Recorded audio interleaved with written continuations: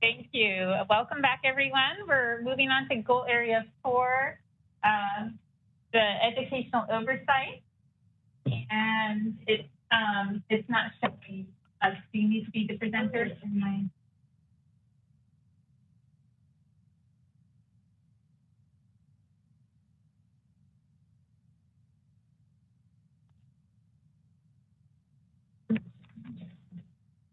Perfect. All right. So we'll go to the effectiveness. Oh, just for your reference again, on the summaries on pages 21 to 22. We'll go to the overall effectiveness again. The external stakeholders finding the board mostly effective in this area, and board and staff feel very effective in this area. And then we'll look at the summary. I'll give you a moment to read the summary of weaknesses for educational oversight.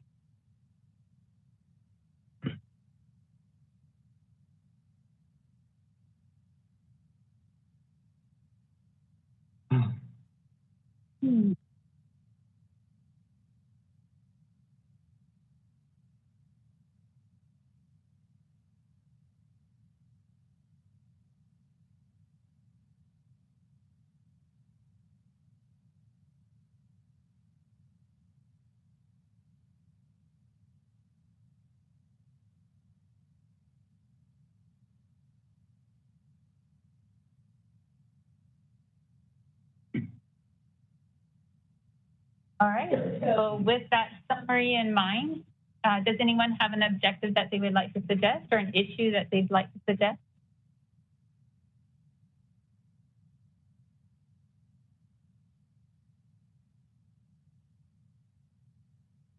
Can I ask, there was a comment there, one of the weaknesses is not aligned with CODA requirements. Can we get more information on that?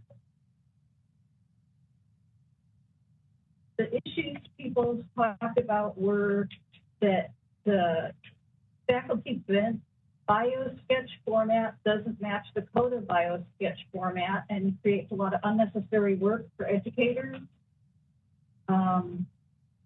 Somebody said abiding by CODA standards instead of enforcing a California standard, unless it's directed to California, such as special roles.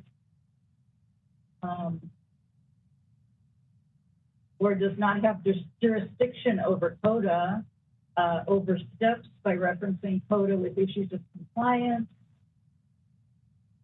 just the duplication of CODA questions and site visits, it's busy work, frustrating not to have DHBC and CODA not in calibration causes us more work. Thank you. I have a question on actually the first bullet point. Okay. What do they mean by professional standards not high enough for educational oversight?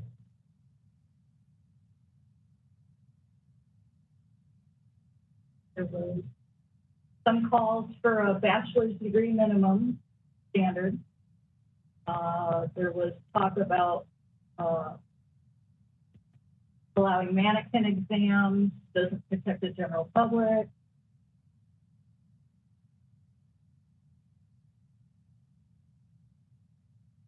Somebody, I am shocked by the lack of breadth and preparedness coming out of some of these short for-profit programs. Lower standards leads to lower respect of the profession. The grads who are not adept at calculus are useful. Just basically complaining about new grads not being as skilled and prepared as people would expect them to be. Oh, okay. That's what's for new grads. Thank you. All right. So with that additional knowledge, any objectives that or issues that people would like the new strategic plan to address? I actually do have one. Okay. I actually have a couple because I know it's a heavy workload when we're overseeing basically 30 programs. So the first one is I'd like a goal of increasing our staff numbers. That's kind of a standard norm across the board on our program here. But the other one is the there'll be more information for the board in tomorrow's meeting, but to review possible accountability for the program directors and faculty and staff when they, quote, deviate in the standards of the educational provisions that they're given, the standards. Okay.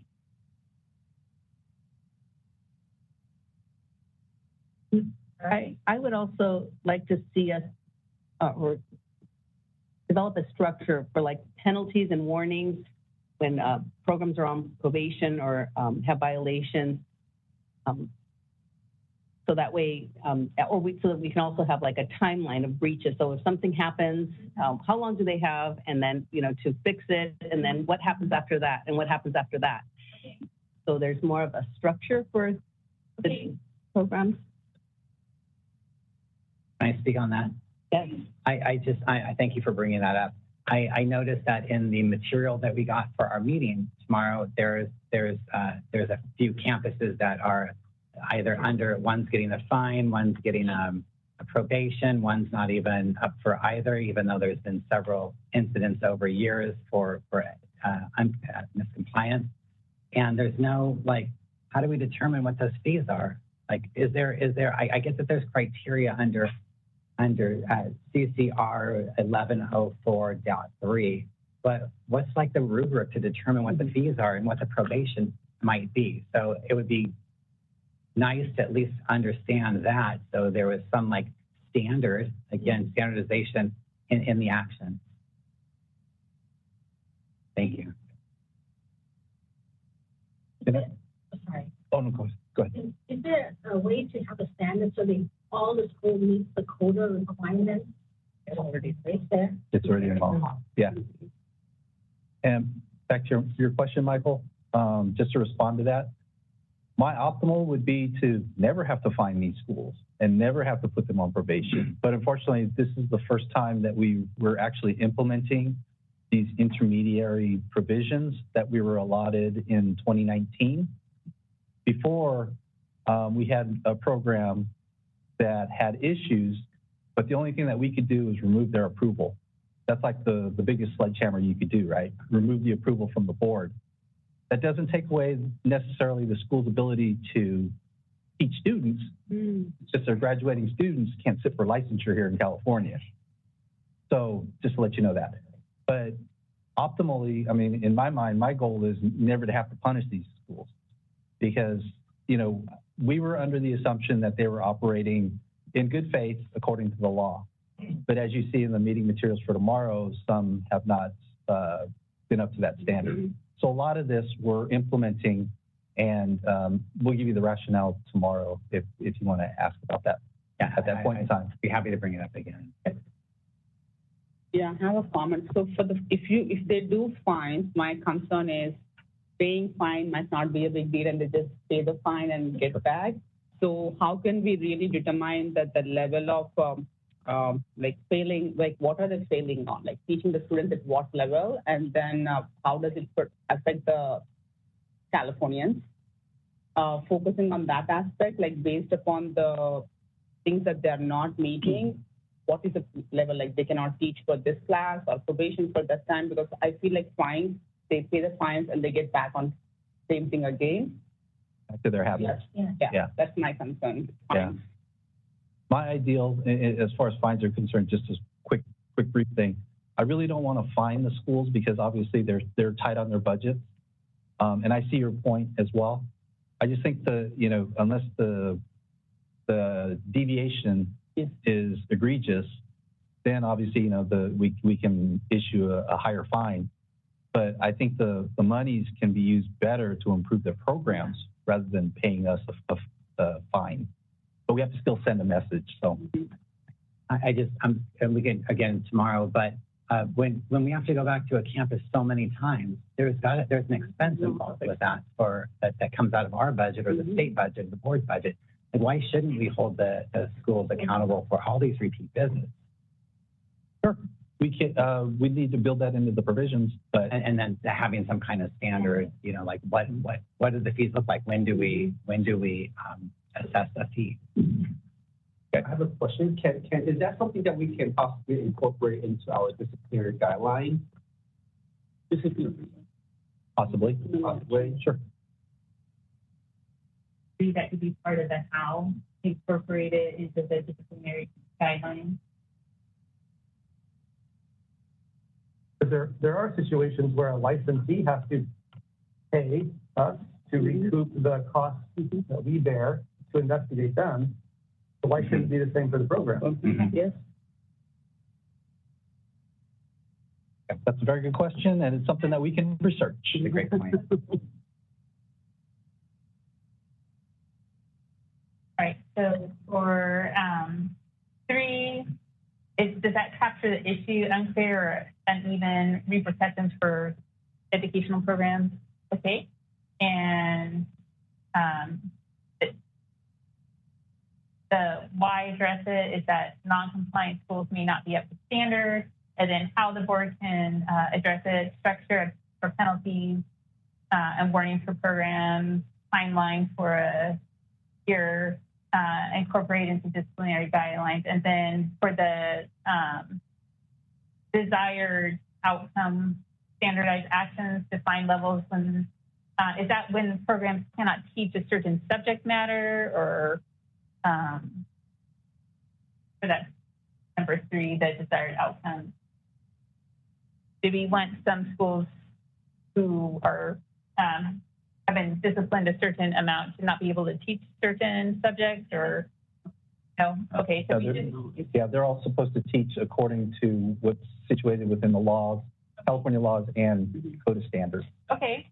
So the teaching criteria is established. Okay. So the desired outcome, you can leave it at just standardized actions. I would say yes. Okay. All right, and then taking a step backward to 2.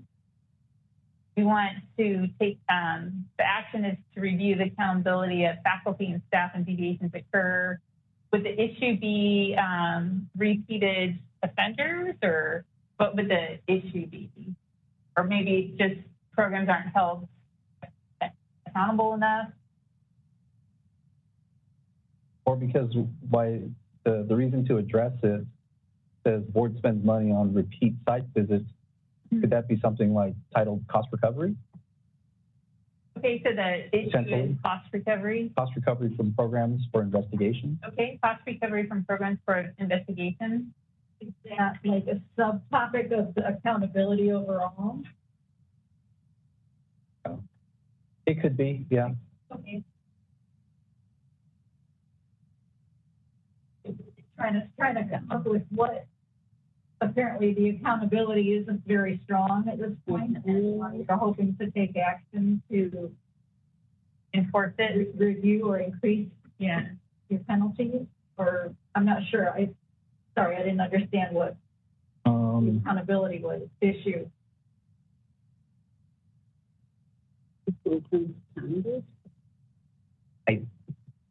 In my thoughts, that standardizing the actions would lead. I mean, I see like, okay, so boards spending money on these site visits. Yeah, why not fine them? But then to have this standardized action would also incorporate how to fine them. Like at what level would you fine them? Okay. Is it uncompliance? The patient safety? Is it so you're looking at more of a structured tier, yeah, kind of thing. Yeah, right. Like I said, this is the first time we're going through this, so that working through it is great. I think so. You can almost eliminate number 2 because it's going to fall into number 3. Yeah. Okay. All right.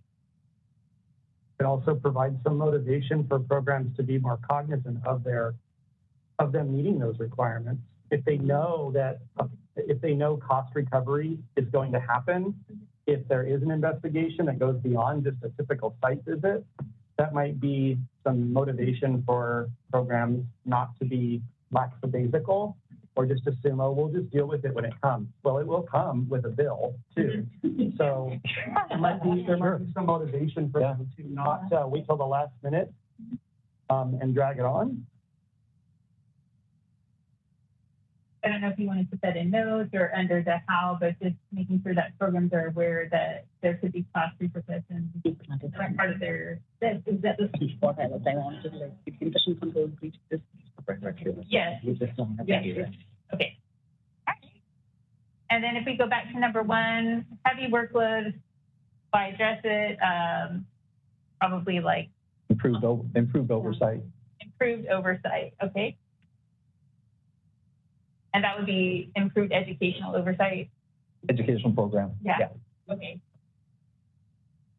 I figured, but I just wanted to make sure.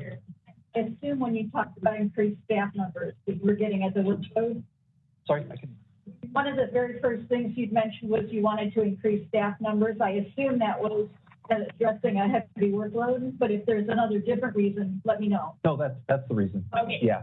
Okay. And then desired outcome, probably very similar to the why address it. You could just say improved educational oversight. Yeah. You have a ballpark of like adding, doubling your staff, adding a second. And Yeah, because right now, basically, I have one staff and one subject matter expert who go out and do these site visits, and 30 programs for them to review, especially some that require multiple visits. You know, it kind of puts a strain on staff resources that way. So maybe another team, yeah, that could be arranged. So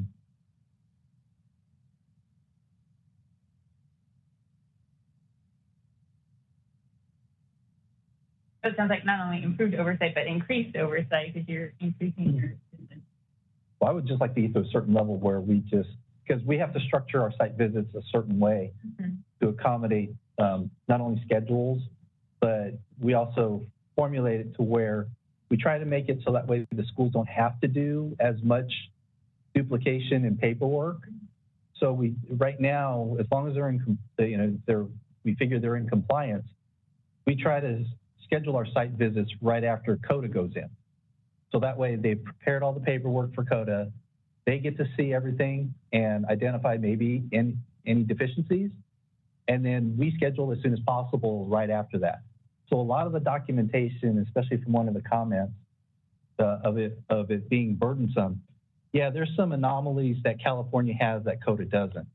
But they don't have to do a whole separate 100% portfolio that's separate from CODA. They just have to do a few extra things that they have to address. And then we also look at the documentation that they've completed for CODA. So it's something where I think it's important to have, the site visits a little bit more frequent for these many programs, and ease of scheduling, improved oversight for compliance of the law.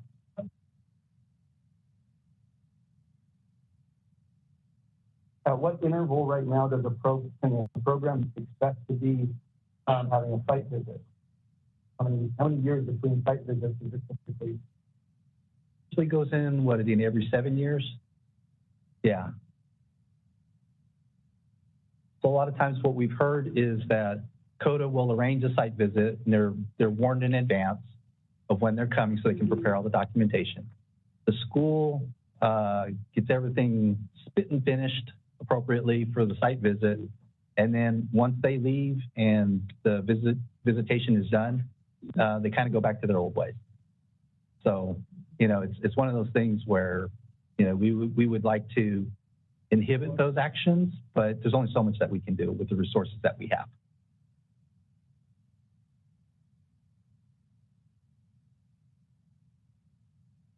Thank you. Any other issues that you'd like to address in the goal area of educational oversight?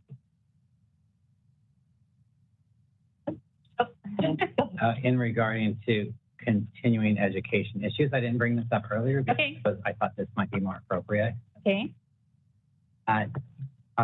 There seem to be opportunities when a dental hygienist with an associate's degree decides to move on to a bachelor's degree in dental hygiene or a master's or doctorate. That in my opinion, the education, when it's hygiene focused, they should be able to use these education credits towards their CE. Okay.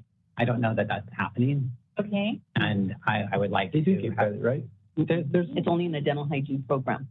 It says courses taken in a dental hygiene program, right? Beyond the dental hygiene AS. on the dental hygiene, like an AS to BS at Foothill College. Mm-hmm. if I went in, I don't get credits from Foothill, even though Foothill's a CE provider. I don't know. So are you talking about the non-dental hygiene courses that they take? No. Dental hygiene courses. To get the degree from AS to a BS. That's correct. Now, as the audits go. But if they're still in a dental hygiene program, they're allotted up to, what, 20%? Not considered a dental hygiene program anymore. They're not? They're not considered. If you already have your dental hygiene degree, you've already completed the program, you're going back to get the additional, make it to go to a baccalaureate or even the RDHAP. Those particular courses can't be used for, because it says specifically in the law that it has to be. And I think this is in the dental hygiene program. So I think RDHAP can. I think the AP can. I just don't think the ASOBS or BS beyond.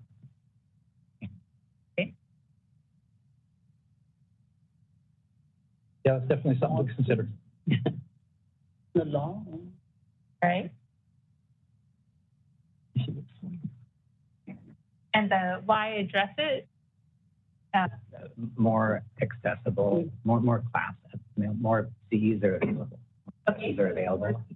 For access to continuing education. There was a complaint of lack of classes, so this could be a way to. Okay. Also increases efficiency on the behalf of the practitioner. Right. Right. Not having to repeat things if Right. you've already done it.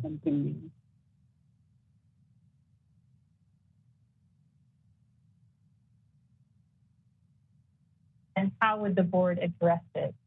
I know you're looking. Yeah, I'm looking. Yeah. In a way, we could propose new laws Okay. to address this. Right now, our continuing education references are still with the dental board's regulations for continuing education. So one avenue that we could do, because we do have continuing education in our statute, that we could research and look into see if we can create our own continuing education regulation. And then that way we can define specifically what we want in there. Would that suffice for? Yes. Because then, you know, we can deliberate and talk about all the specifics that you want to put in there. Can I just use an example that Foothill College is a CE provider registered with the dental board. The dental board, and taking classes through there to finish your bachelor's degree. Foothill believes and are telling their students that they can use these as CEs for their licensure renewal. A colleague went through this process, used it, she was audited, and she found out that she couldn't use them. Couldn't use a CE. Okay. Even though Foothill said, we're a provider, you can use these CEs, they're dental hygiene related. And then she had to scurry, and the board was gracious to give her time to remedy this. But, you know, it seems like it's appropriate that you should be able to use these courses. Okay. Fair enough. In terms of the desired outcome, I know someone mentioned just increased accessibility.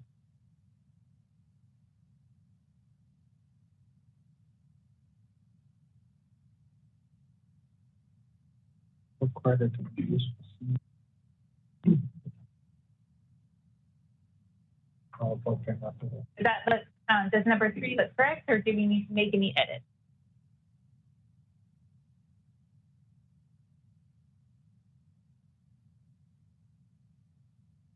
I would say in addition to the licensees being aware, that the campuses should be aware as well. Okay. They're eligible to issue these licenses. Okay. Just to throw that in there, because maybe they are. Okay.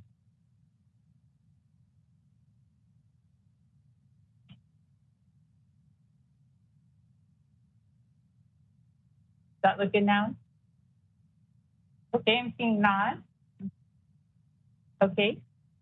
It's weird just looking at the law just doesn't, it does cut at the AP, but it's not, doesn't have for like an completion program. It specifically lists international licenses for the full-time education program in the streets residency postdoc. It doesn't just, it lists dental hygiene school program, dental hygiene alternative practice, registered dental assisting and extended function program. So, and associates the because it's laundry listed here and it's not laundry listed, that wouldn't count. You just have to change its S. It's 17. At 17. Right. Okay. So again, it could be just a matter of not only completing the research, but possibly creating our own regulation to address this. Yeah. And why don't we put on that highline, we create a regulation that we can qualify our own CE for dental hygiene? Put a task there. I think overall, because that's one issue that we were going to look into, because one of my goals on my list too is to move a lot of the references that we use under the DBC into our own area, our own regulations. Yeah. So that's something when we go over the CE subject matter that we can address at that point in time. So then create a task there so we can create our own. Okay. Do our own, right? And are you just typing a note that captures that? I was thinking that we might end up coming back to legislation regulation if you wanted to make that an overall to specifically define what you're moving out of the dental board regs into your own set of regs. If that's not an overall goal, that's fine. I'm just looking on my list to see where it's located because I have it on here.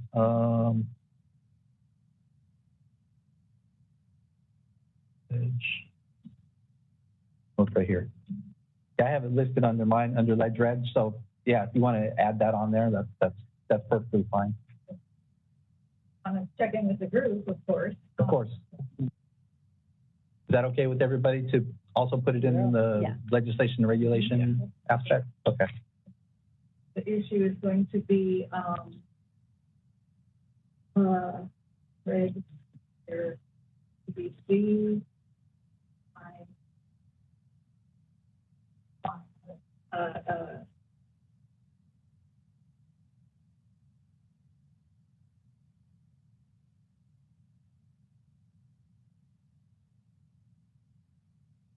I'm not sure how to phrase these. The onset of I red think sport. the wise that we have more freedom to qualify courses for continuing education.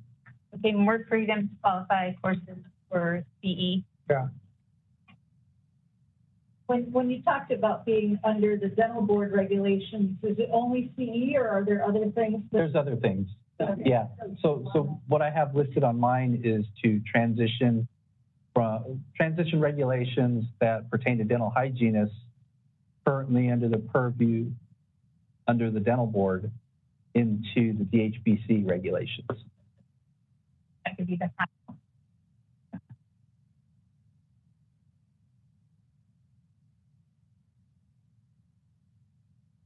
Because what the law says is that we can use the dental board regulations until we promulgate our own.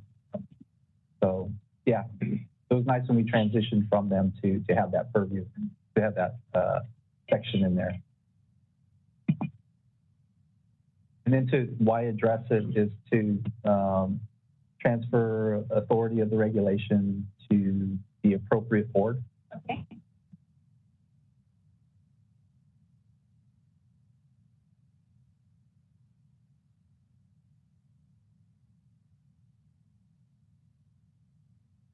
With adding that, is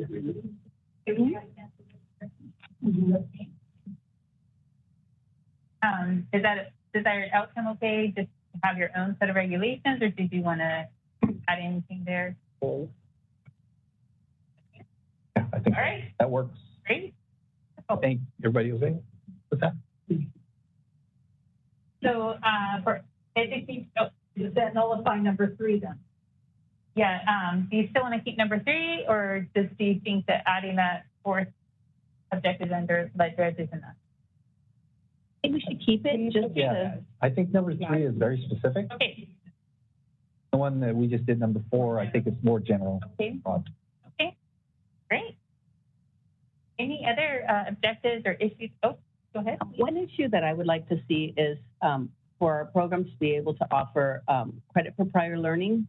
Okay. Some of the courses that people come in with for example, a radiation safety certification or as a dental assistant who finished a program, and they're having to retake courses that they already have the experience, years of experience and the certification. And so I'd like to see us be able to provide them credit for prior learning to decrease the amount of time they're in school duplicating efforts. Okay. So why address decrease the amount of time they are spent in school duplicating efforts?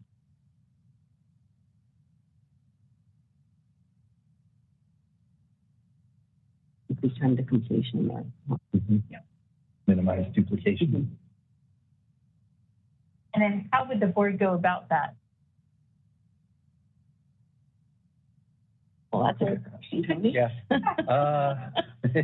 Would it involve, would you need a regulation? Would you need to? Yeah, we definitely would probably need to research for regulations to be able to do that. Is the dental assisting standard the same as the dental hygiene? Actually, our dental assisting students take more time. They do more hours than they do in dental hygiene. For the dental radiation safety. So my comment is right now, there's so many dental assistant training programs. They're popping out assistants in like 3 months. Yeah. So the training is not at the level like what is expected in the old days, and people used to go to Bryman or Carrington colleges like that. Their training was much more organized for dental radiography, but now students are not spending enough time at all because of the shortage of assistants. Their turnaround is really quick. They're learning everything on the job, and the jobs cannot really certify that this is part of how the education is done. So for me, I think it might look good if they went to the accredited dental assistant program, but if they went to a non-accredited program, yes, sure. And I think that could be, And the way we could structure that when the time comes to look for regulations is that we can set the standard for the minimum to qualify. And then anybody who falls below that, they would need to retake. yes. I align with code of requirements because they have to. Oh, with the standards? Okay. Well, it's part of the research that we would do. Dr. Petty just brought up a good point where it may not align with code of standards. So part of our research will compare all of that, and when it comes time to re-review all of this, then we can bring those issues back to you. That sounded like a new objective to me. It sounded like the issue is that you've got those short programs that are kind of churning out these people that don't have the skill set or knowledge to do the job well. Is that a fair assessment or summary? And I'm thinking this would be 5 because I think number 4 sounds different. Because 4 is talking about allowing credit for prior learning. And what we just heard about is these schools that have these short programs that aren't producing qualified. I think it's one in the allowing credit. It's the same? Allowing credit for prior learning from accredited. Accredited. Okay, so we just need to add accredited there. Okay. And then on how the board solves or addresses, would this be done through you look at transcripts for the classes, or is that what happens? Yeah. Cross-reference. Right.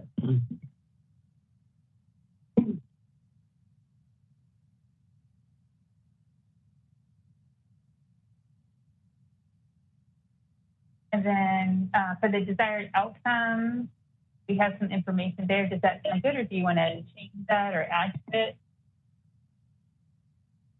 I think, in my opinion, the desired outcome would be that these individuals would receive or not receive credit for the initial coursework that they've completed. Okay.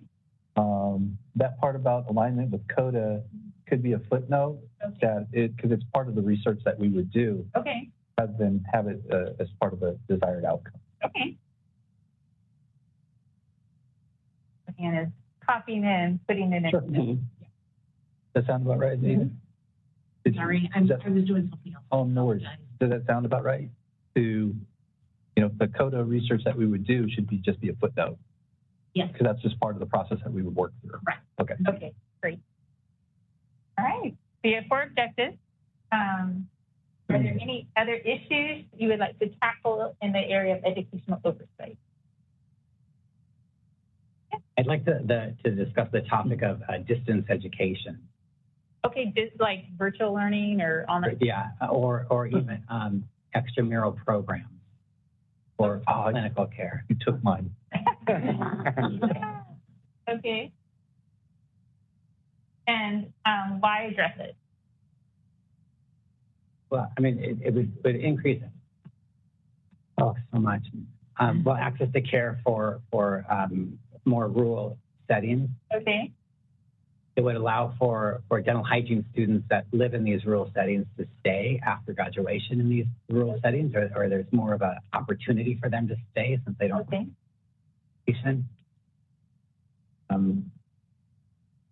And then how would the board address it? I think the opportunity is already within our regulations for education programs. Yeah, educational programs can set up extramural facilities. But again, we have to leave it up to, we can't mandate the programs to do that because obviously it costs money and everything and resources. So we do have that provision in there where they can be permitted with an extramural facility. It's up to the individual educational program to do it. Okay. Is there any way that the board can encourage them to do that, or? We can ask nicely. It would increase the graduates as well, Yeah, it would increase there's the. And I think that for the student, it provides a well-rounded experience too in order to do that. They're just not working at the school's clinic, but they have an extra facility where they can get a different experience. This would be like a satellite campus, or is this like? Okay. I can also see, teaming with the FQHC in some rural county and using their facility with either mobile dental chair equipment, or if they're set up with some dental chairs for service that we could utilize with a full-time faculty that would accompany the students. So can you say what the FQ? Oh, Federally Qualified Health Center. Thank you. Okay. Not sure if I captured your thoughts correctly. Now, I get the whole extramural campus, satellite campus idea. Was that similar or the same as virtual learning, or is this a different concept? I believe it would be the same, because you'd have the practical program where you're on site, and then didactic, which still could be a virtual program. Yeah. The idea of these students never coming into, say, San Francisco, they're always out here with faculty in this extramural setting.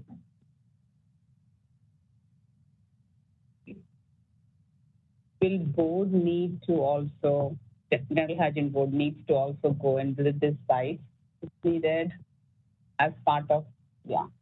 Mm-hmm. Yeah, for sure. Yeah, for compliance, yeah. It would have overview as well. So would CODA, right? I mean, they would go out. Yeah. Because I remember CODA coming to our site when I had UOP and Shabo students come, so that's part of the. All right. Any other issues for educational oversight? I did have a note that you might talk about telehealth. Is that covered kind of in the distance education concept? Telehealth can already be used. So I think did you have any comments on? Not really. We talked about including something maybe in a newsletter in the future, or Okay. Under number 5. I think it's part of the discussions that we're having on these different areas, but I don't think anything specific needs to be focused on that. Thank you, Ann. Thanks for asking. I have one more topic to bring up. There was that, I think it just passed for dental students to work in a healthcare environment without supervision or something. And I remember reading about it. I didn't write it down. Of course I didn't. But it gives them autonomy to work outside of direct supervision, right? Third year, fourth year. I think it was just legislation that just came through. That allows that. I remember reading something about that. I can't identify the bill though. Mm-hmm. Outreach, yes. To do like public health, Yes. things like that. If it wasn't, be able to, for example, if we used to send dental hygiene students to health fairs and things like that, where they actually could go on those missions or whatever to provide care as a dental student. Without, even though they're not dentists yet, they could provide some dental services under the supervision of the dental staff. So. Yes. Yes. That's, Okay. yes, I would like to see us consider that for dental hygiene students. Dental hygiene students. That includes fairs, exposed fairs. Okay. And then in terms of Dental hygiene students. the why behind that, It would Increase access increase to care. access to care.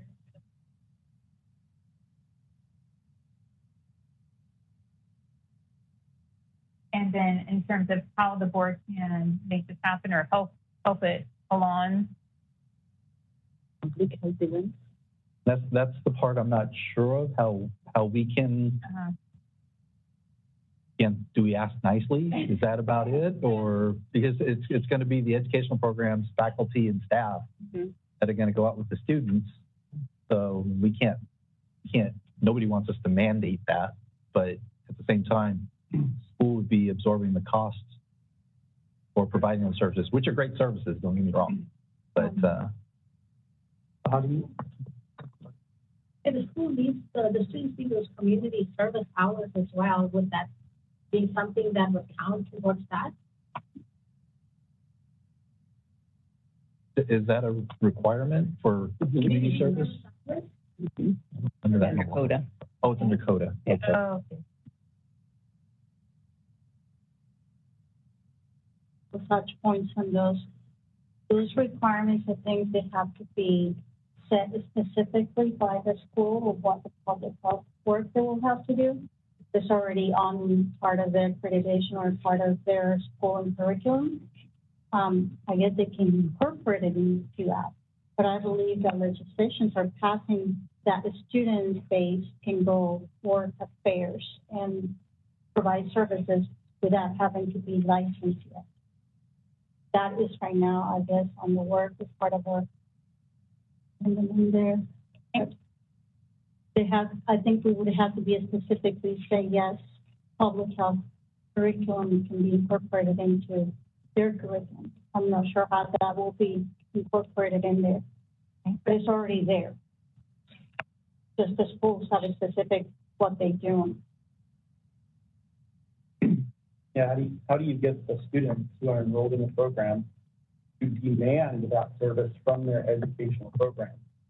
Right? How do we do that? It's there. What's that? It's there already. They have to serve specific hours and they have to do specific programs. I worked in public health for 10 years and I was able to provide those students some formats to get into access to those, such as juvenile facilities where incarcerated juveniles can receive that care and after school programs where adults will have the services. So the schools, they just have to say, be a little bit more broad of what they can and cannot do because it's already in their curriculum. They just need to reformat it to say, if you choose to do this other than what we already have it specified, because they have to turn in their curriculum, what public health worker will do, and it has to be approved. And then after that, they do it. But if we can say, well, if the student chooses to go do this, we should give them credit for that. I don't know how that will go into effect or how will that be incorporated, but they're already doing it. Okay. And then the desired outcome would be access to public health. Increase access to public health. Mm-hmm. Agrees the bill with AB 9. Basically, it said that students, dental students in their final year of dental school could provide procedures that they're credentialed or permitted to perform in a school setting at a sponsored event. So basically, it would allow a second-year dental hygiene student to go to a sponsored event and provide dental hygiene services without license. Okay. With what level of supervision? Basically said The instructor has to go with. Well, I was aware of that. The bill would additionally require the designated supervising faculty to assess each patient treated by the dental student at the event. Determine if the assigned student has the skill level necessary, so there would have to be a faculty member. In the past has been that they had dentist providers for the event. So they were responsible to oversee the students. This specifically said Which it was- has to be. Yeah, It couldn't be just any. Yeah, in the past. That assess the. there has to be a faculty Yeah, base. they're saying that the student is competent. A roving dentist would not know if I knew how to do this, Mm-hmm. but faculty would know what my skill level was, so specific. You can pattern it out for this particular. Question, when, with the CODA standard, how, is there a percentage of the hours, the clinical hours that they have to give for these services? So how much, is there a percentage of? Okay. Specifically. I know it's a paper. Yeah. Could you speak up just a little bit? I'm sorry. I said that I thought they had a specific time frame where they have to meet so many hours or something like that. Service of public health. I could be wrong. I just graduated so long ago. But that's the kind of research that board Yeah. Right, and it would come up in action planning, I'm sure, as well. All right, so you've got 6 objectives for educational oversight. I see a green card. So I think that means we're ready for public comment, unless someone else. Okay, I'm not seeing that. So public comment in the room first.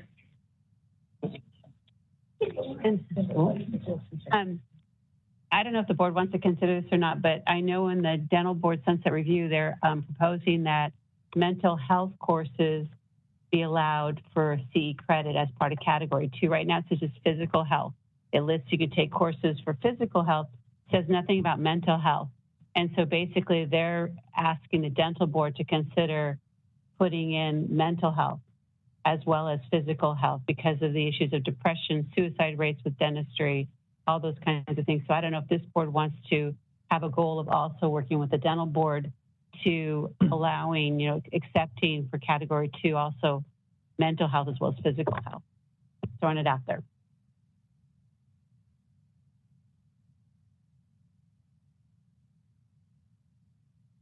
Sorry, that was me blubbering. That's a great point because part of the mental health has created the impact on our society.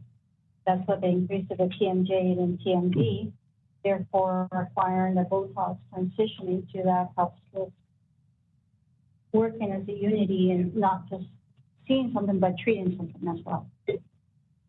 That's a great point. And just to add on to that, just for the board's information, our sunset bill did expand our ability to require additional hours of CE because we were capped out at 7.5. Now we can require 10. So we could incorporate that in. It would be something that we could, when again, working through the regulations, since we want to address continuing education, that could be something that could be incorporated into that reg. WebEx moderator, can you please check for any comment amongst the WebEx attendees? Absolutely. Now is the time to raise your hand if you want to make a comment. please raise a hand by tapping the hand button at the bottom of the screen. Dial-in users will dial *3 to raise a hand. And for our mobile device users, which I don't know if we have any left, please hit the ... the ellipses button at the bottom if you're having trouble finding your hand button. We're going to take just a few seconds now to see if we have a request for public comment.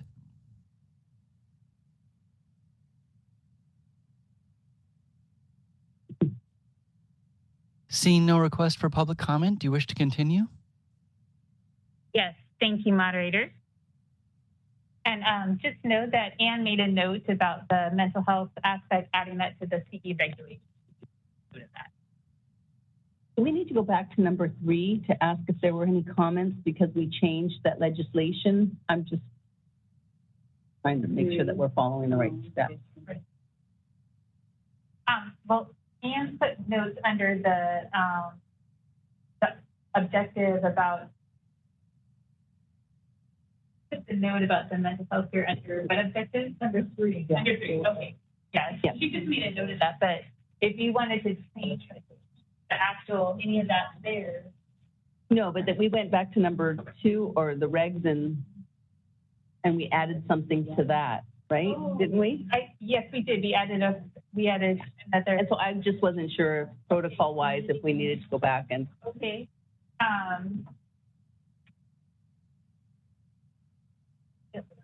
Think we need to take public comment on that? We changed one of the. Yeah. Well, it's always a good idea. Might be good to do public comment on that. Yeah. All right. So the one that was under. Of course. Yeah. Yeah, it is this one. Yes. Yes. Okay. So we're going to take public comment for the 4th objective that was added under Ledge Red. Sorry. Okay. Technically, it's number 3. In the goal area of legislation and regulation, the issue or topic is these regulations under the dental board and the desire to transfer authority of regulations to the appropriate board, to have more freedom to qualify CE courses, and how the board's going to do that, transition from dental board into the DHBC regs, and then the desired outcome is that the dental hygiene board will have its own set of regulations. So with that said, any public comments? All right, seeing none, moderator, can you please check for any public comment amongst the WebEx attendees?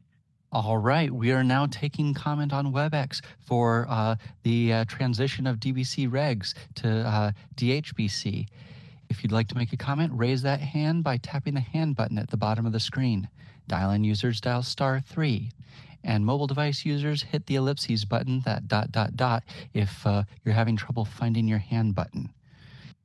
Once again, we're going to take just a couple of seconds to see if we have a request for public comment.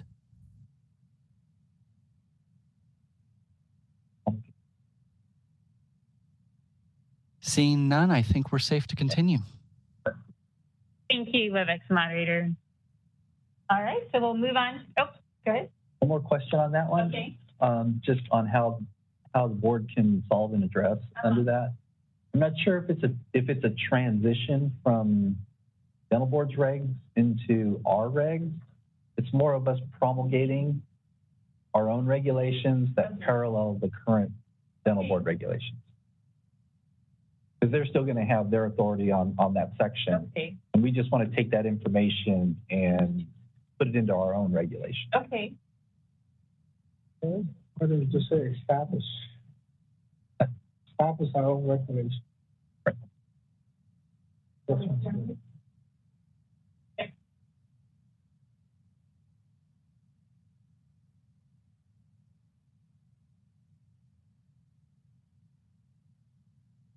Okay, thank you. All right, so we're ready to move on to the fiscal area, and we'll do a changing of the guard.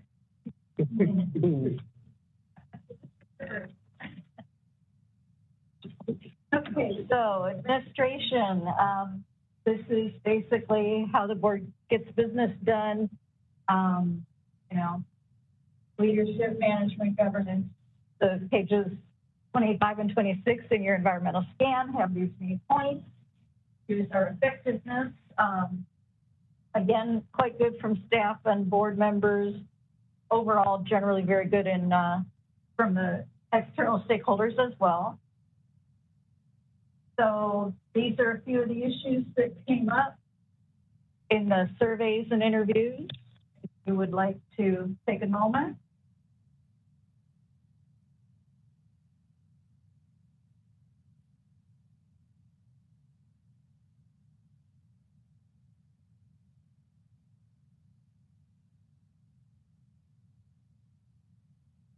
Is there anything anyone would like to toss out to start?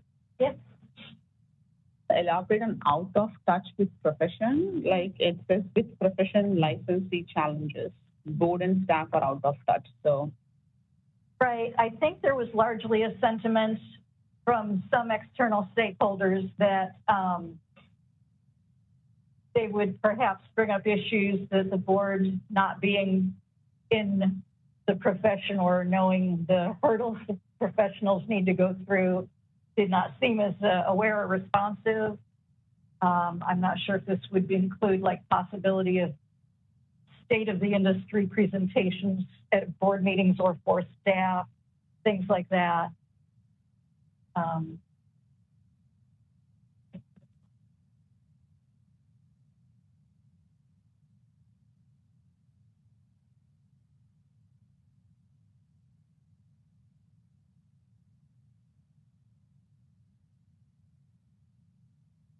Okay, less than familiar with the challenges dental hygienists have.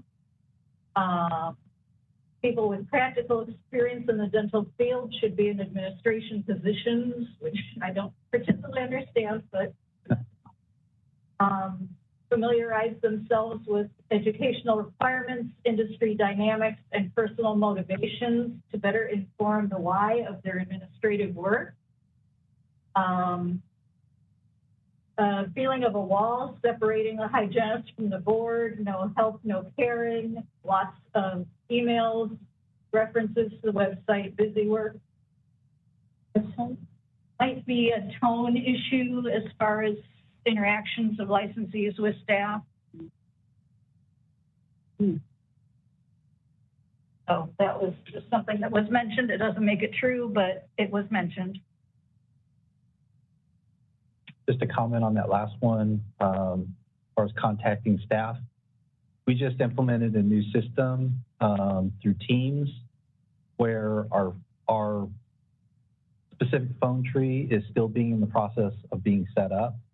So that could cause a few delays, but once it's set up, we should be able to have external callers be able to contact staff a lot better.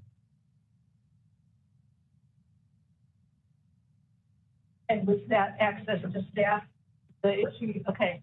And you feel like people are not so overworked, they don't have time to pick up when when people call in? Or? Well, it's not so much that, but the team system, what it does is there's a phone tree that will come in, and it's set up to where hopefully when all the bugs are worked out of it, that if somebody pushes to go to enforcement, then the direction will go to that program.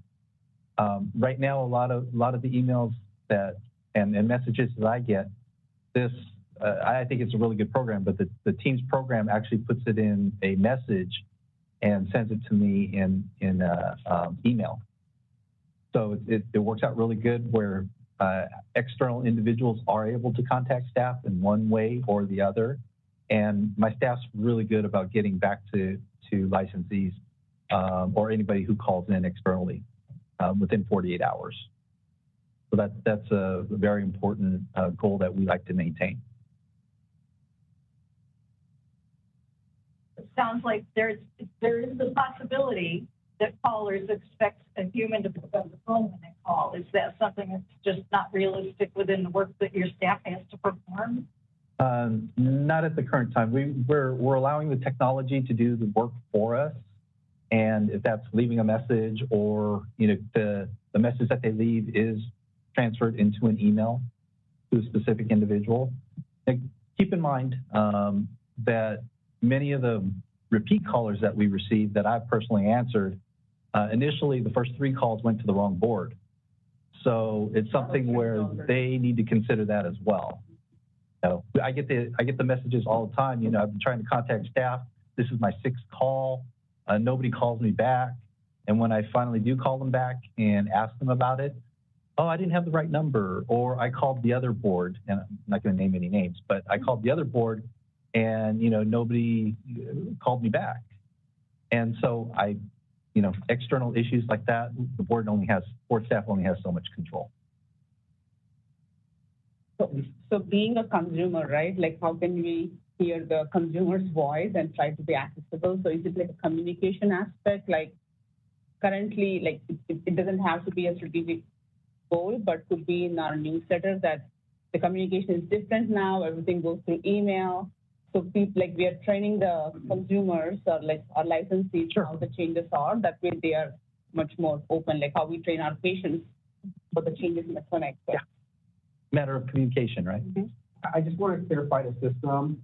When consumers call and enter the phone tree, they are still able to get to a staff because it goes to a queue where state licensing will go to all staff that is placed in that queue. So if staff is available at that time, then they should be getting the call and they should be picking it up as well. So they will only leave a message and then the system is going to translate that message into an email if the staff doesn't pick up or if they are either talking to another consumer or not away from the desk. So there's still that human side of it where if they select the correct phone tree, it still would go to staff as long as staff is available. And then just as a suggestion from a human being who has called phone trees, maybe put in there, your message will be converted to an email. We expect to get back to you within 48 hours so that they don't say, well, I called 2 hours ago. No one got back to me. Just set the expectation and, put on the website, contact us, big letters, clear expectation. Give us 2 days. We've got a lot of work to do, kind of. And those aspects on the technical aspect, we're working with the DCA telecom unit to get those bugs worked out as quickly as possible. So hopefully it'll be in place soon where we like it. Right, and setting expectations among staff too. I know I have heard in the past, everybody's reluctant to answer the phone, so they all just let it roll to voicemail. So, some expectation and skill building on how to, pick it up and assess it correctly and knock it out. Even if you're an introvert, yes, you can help people on the phone, please try, that sort of thing. Mm-hmm. So those are some issues that come up all across all the DCA boards and bureaus. There's always going to be more calls than we can take. So we just need to figure out a nice way to make sure people feel like they got in touch with someone and someone knows. So as far as administration stuff, are there any? I did have one comment on the prior slide. I just wanted to reiterate one thing as far as the issue that came in on expansion of scope. One thing just to reemphasize that the board's focus should be on consumer protection. The only one who can actually expand the scope is the legislature. We can, we work in close, shall we say, hand in hand with the association to work on scope issues, but the only one who can actually expand the scope of practice is the legislature. That's where we get our directive from as far as overseeing this profession. So I just wanted to put that out there that, again, our focus should be consumer protection. Chris, for my information, with expanded scope, is that something that we could also do through our sunset review, or is that only through like a legislative bill? It could be both, because the sunset process, you can mention the things that are needed to expand scope. And after your sunset is done, there's normally a sunset bill like we just had. Right. And that's where you get the provisions of additional, possibly scope, but more so focused on board functions that we need to get done to do our business. But a scope issue could be incorporated in there. Okay, because it's still just a bill. Okay. again, communication with all the licensees and stakeholders, there is a path to expand your scope. We can't just write it down and do it, but there is a path, and this is what everyone would need to unify, figure out what you want to expand and do it, push for it. And there's just one other comment, since the Sunset Bill was mentioned. You really don't want to put anything controversial in your Sunset Bill, because if it's denied, then our existence could go away. And so we never want to put anything heavily controversial into a Sunset Bill for that reason. Thumbs down. Yeah. So, did anyone have any thoughts on administrative issues that you'd like to? I noticed that reciprocity was in there. Can you expand on what people were referring to? Right, in the opportunity, it's a way to get more licensees into the licensee pool would be to accept from other states. And so if you're licensed in North Carolina and you move, we have that already. It's called licensure by credential. So somebody just made a comment about that. That's probably what it was, right? There were numerous comments on reciprocity would help me change from another state to California. Yeah, a lot of the comments that I receive on, quote, reciprocity, what they're looking at more is being able to use their Illinois license here in California rather than trying to apply for the California license through licensure by credential. So I think, and not seeing the comments on that, I think that might be the angle that they're looking at. Instead of obtaining a second license, they just want to use their current out-of-state license to come here to practice. And there was some discussion about the compact. I don't know if that's something we want to look at as a work group. I don't know if it needs to be in here, but it's something that it just came up in the last 6 months about dental hygiene compacts, and I have been contacted by a couple of people to discuss it, but I haven't had a chance to contact them back and see what that's all about. So once I get more information, I can share it with the board. So not something we want to.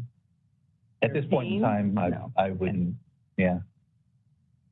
Does everybody know what the compacts are? No. Okay. Basically, what it is the compact, and I'll just call it a third-party agency, arranges for multiple states to allow practice within those identified and membership states to use just one license to go to all those different areas. And, I've heard positive things about it, but I've heard the other side quite a bit as well.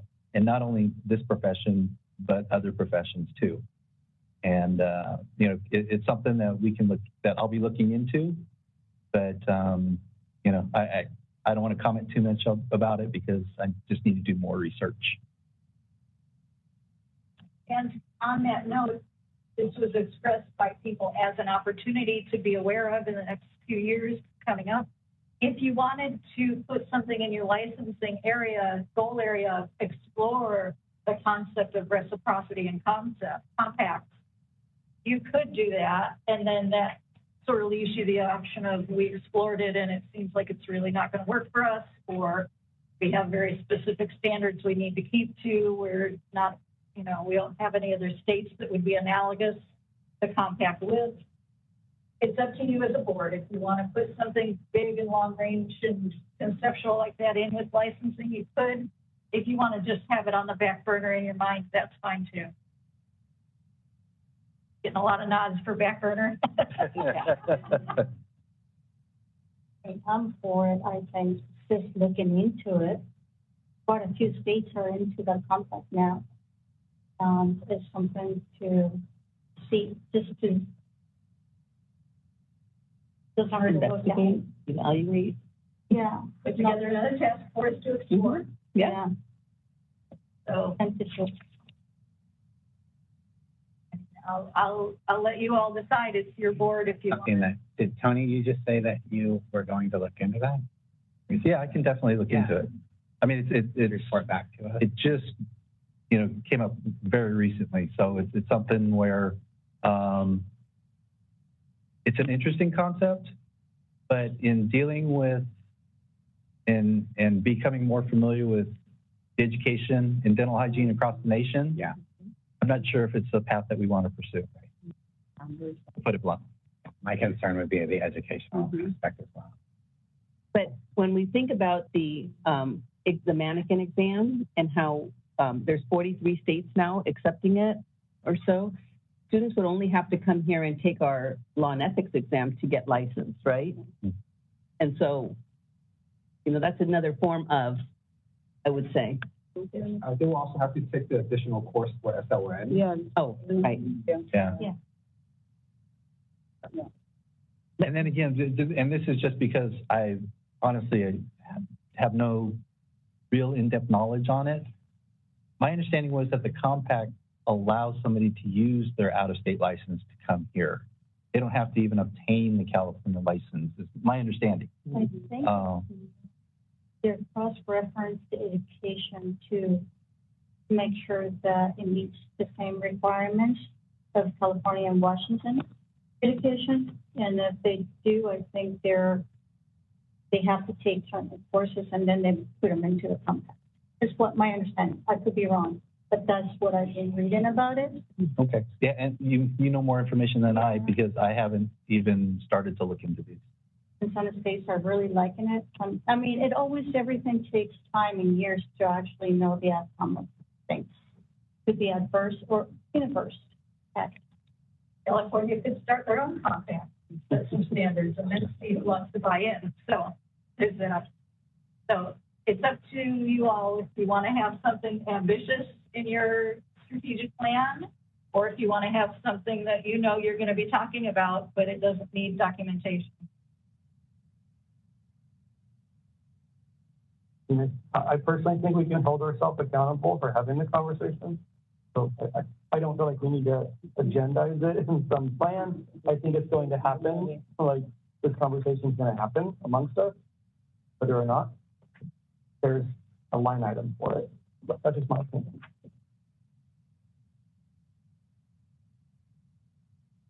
Okay, not including it if you want my opinion. I think there are no strong opinions on forcing it into this. So I think at that point, it might be politically better to leave it off and just know that you're going to get to it. So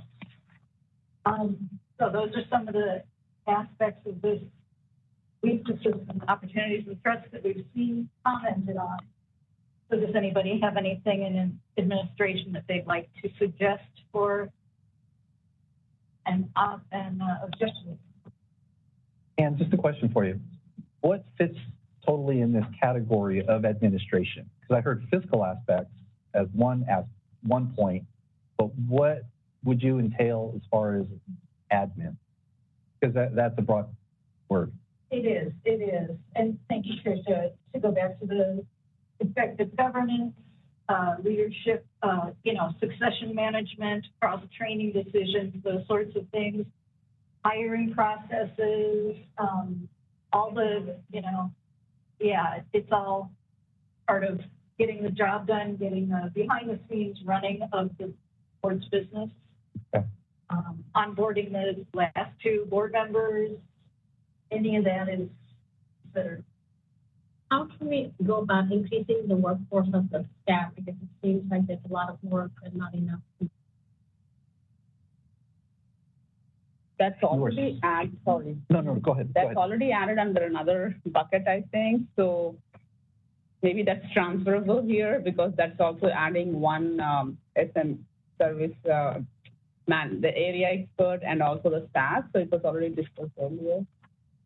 Yeah, it's funny because our prior strategic plan, when we worked through that, basically every category that we had in there, additional staff. And, it's something that we're constantly working on. And, I was mentioning earlier that when I first started here, we had 4 people. So we have 15 now over the last 12 years. So we're growing. It's a gradual process, and it does take time. But, what dictates us requesting staff is the workload that we're receiving or any new mandates. So as those come up, then I'll definitely request additional staff. One thing that I am working on that we could put in here that I have on my list is, and this was created, I created it like 2 years ago, but we do need to, our rank and file staff, we are almost pretty set for the day-to-day functions. What Albert and I have been working on is to get the upper tier staff in place, which means that, you know, up until now still, huh? No, Yeah, still. pending. It's just him and I overseeing the number of staff that we have. I just got approved for a new licensing manager. So that's one step. The second step that I want to do is Albert's actually going to be shifting over to our enforcement manager position. And I've requested to have a manager two to oversee all of the managers. And including like Dr. Petty, because she's anybody who's an equivalent level to a manager needs oversight from a person in between myself and the line managers. So I've requested for manager two, and that's over at HR right now processing. Technically in my duty statement, I shouldn't be overseeing day-to-day functions, but currently I am a lot of it. Both Albert and I split it at this point in time. But if that got off my plate, then I can address a lot more stuff on here. So It seems like we need to make more schools because since we got rid of the exam, and we definitely need staff for that. correct. And that was, like I said earlier, that was one thing on my list to get additional staff so that way we can have the proper oversight of the educational programs. So I guess long-term organizational structure. The organization. Mm-hmm. That might go on top of the housing board. Yeah, that's fine. Yeah. And the benefit to that would be increased effectiveness. Increased effectiveness and improved oversight for, well, this one's just for internal staff. Mm-hmm. It would be oversight of program functions.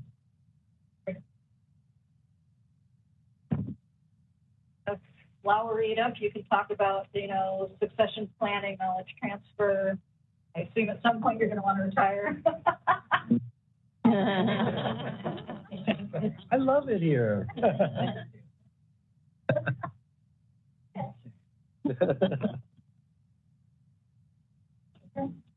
This is a topic opportunity, but just to the meeting package itself that we received, is it an administrative thing to get that a little earlier? Is it possible? We try. Believe me, we try. My optimal would get it to you 2 weeks in advance. Yeah.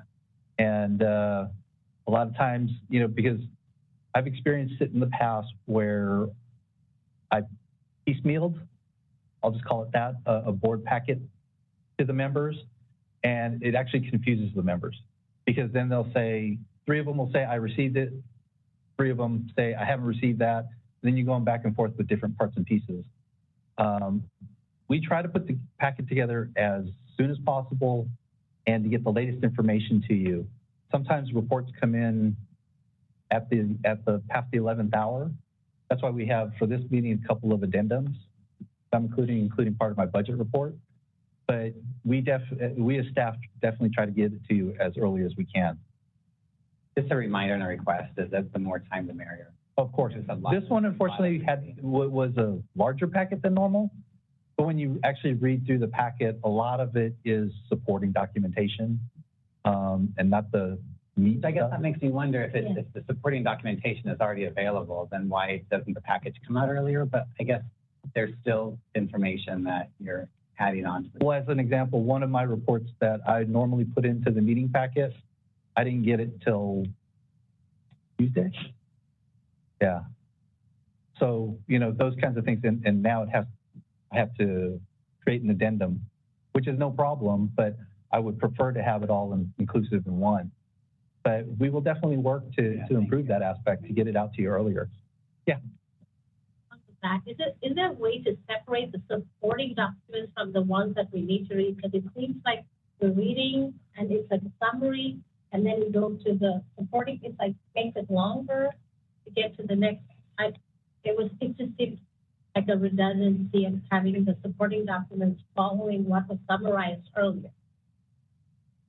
Well, the supporting document is there for your review. The memo summarizes everything that we're going to be discussing in that agenda item. So I'm not sure how we can break it out for you as far as we definitely don't want to separate the memo from the supporting documents, because then you'll definitely get confused in the packet and jumping all over the place. So we try and keep it consistent for each agenda item to have it all inclusive in numerical order.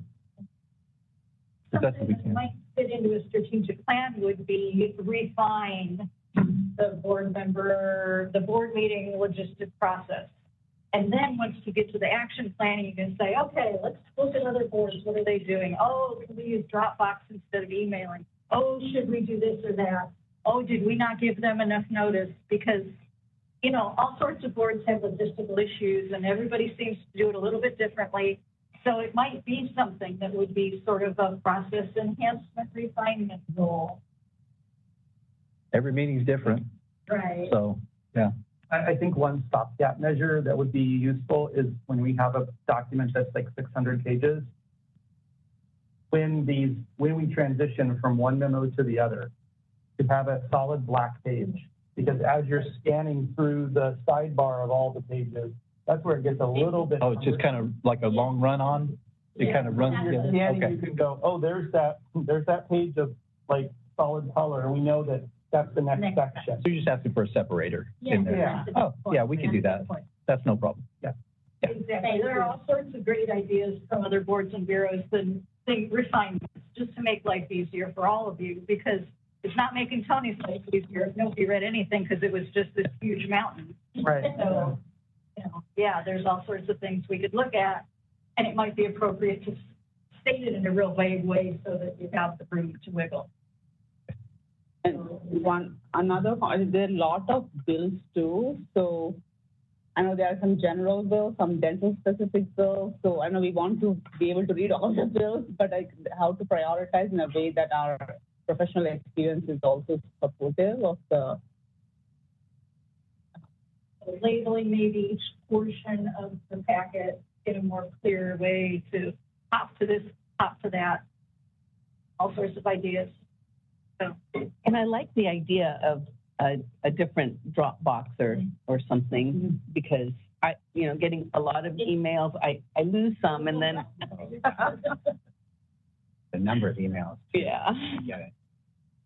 PCA does offer that structure, so it might be something worth exploring. But then if you've got people on the board who are not high-tech users, then maybe it's more aggravation for them than it's worth. But it might be if you've got a very, contemporary tech-savvy board, then boy, they're on it right away. So all sorts of different things to look into. Yes, we can definitely look into that, so long as I have your commitment that you'll check the Dropbox. We get an email saying to check the Dropbox. Check the Dropbox. Yeah. But it's all in one place, so Right, you're not. exactly. Then you just Yeah. that makes sense. And then, staff can at some point brief you on how the Dropbox works and what it would look like. These would be good to get that. We're not going to. I hope Tony would not roll you over to something you've never seen before. I hope not. So are there any other ideas behind governance? I do have one. That's to update the member procedural manual. Great. I know it's been at least 2, maybe 3 years since I've updated it, and hearing your comments from what you would like to see and additional information in there, I think it just needs to be updated. So I think that's a good move at this point in time. And that can be used as a tool for onboarding new board members as well. Right.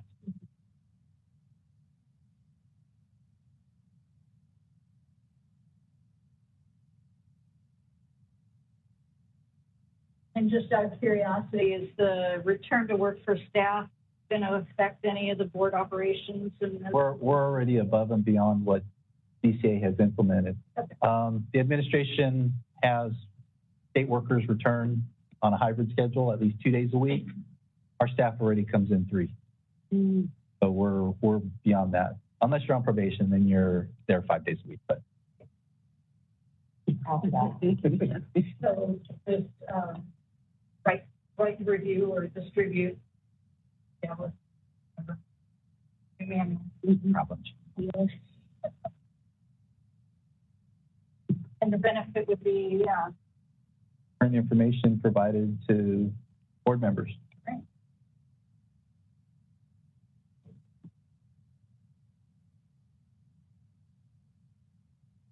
Anything else that seems like administrative related? I do. You guys- My list is long. Everybody would have a list, but that's good that Tony's got one. We need to update our website.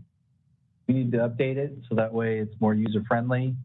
I've checked on many other websites. Ours is, because we haven't had individuals who can be dedicated to work on this project, ours is kind of archaic. There's a lot of links. It's not user friendly to go through our website and find things. So that's something that I'd like to work with DCA about and get it modernized, shall we say. That was on my list too. Because the little Dropbox disappears where this is consumer, and then you're trying to like, wait, freeze.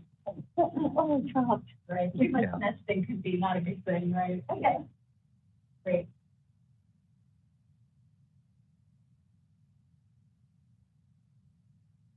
Yep, that's it. Have any do something that anyone wants to do with staff operations? Reports that you get seem. Tony, any other items you have? For this one, I'm good. You're full of the items for this section. Wait till the next one. Okay, red card.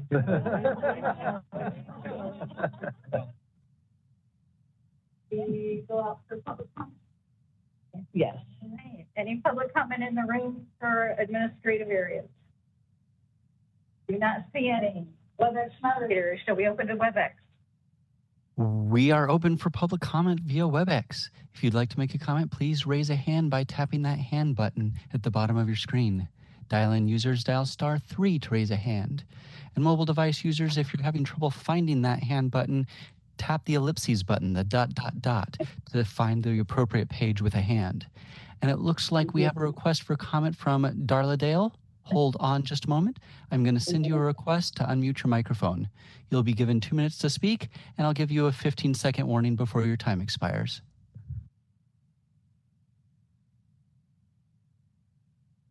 Circling back with the knowledge that the Dental Hygiene Board of California is there specifically to protect the consumers, I would like to see administration have a protocol in place for follow-up regarding complaints that come from licensees and or consumers.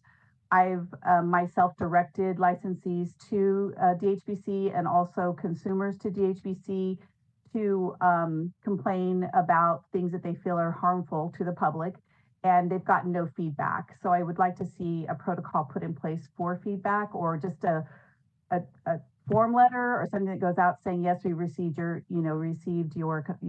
concern and we're looking into it. Just something, because it doesn't do us any good to direct them to the Dental Hygiene Board if they don't hear back and then they feel like they're not heard.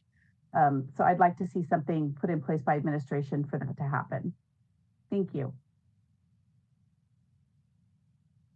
Thank you. Yeah, so we do have something in place for that. As far as when we receive a complaint, by law, we're supposed to send out an acknowledgement letter within 10 days. So that's something that we do. And then also, the only time that we don't do that is if we don't have information, whether it's no mailing address, no email address, no phone number. Then those are cases that we can't send an acknowledgement letter. And then when we do review a case, and after we are done with our investigation and decide to close the case for whatever reason, whether it's no jurisdiction, no violation, or unable to substantiate any of the allegations, then we do send a closure letter if there's, again, information for us to send a closure letter to. So we do have a system in place where we acknowledge and also inform the consumer that filed a complaint that the case is either being investigated, or when it's closed, it is closed for what reason. Okay. So, and I've come up against this issue with others as well. If someone chooses to make an anonymous complaint, I would hope they would realize that they're not going to get any follow-up because we don't know who they were. But it might be worth a notice on the enforcement complaint page. But then I think there's also some room for, like, it wasn't perhaps an enforcement case, but just generic feedback. I don't know if you have a form letter for, you know, thank you for your thoughts to the board. We take these into consideration. We encourage you to virtually attend board meetings, you know. Mm-hmm. So do you want to include something perhaps about communication with stakeholders? I think that's something we're aware of as far as communicating in regards to complaints. So I don't think it needs to be on the strat plan myself. I'm just saying this. If somebody wants to put it on it, it's more than fine. But it's something in-house that we constantly work on. And, you know, we try and keep the complainant informed as best as we can, but we have to work in the parameters like Albert detailed as far as what we're able to communicate to that person. And for general issues, this topic, I'm sure, will probably come up in outreach as well. So, yeah. Okay. So I'm sorry, WebEx moderator, was that all for public comment? That was our only request. All right. Thank you very much. Okay. So I think we're ready for a break. Yes. So 15 minutes. 51. 251. So 305? 305? Yeah. It's true. Well, thank you. We'll see you back at 305.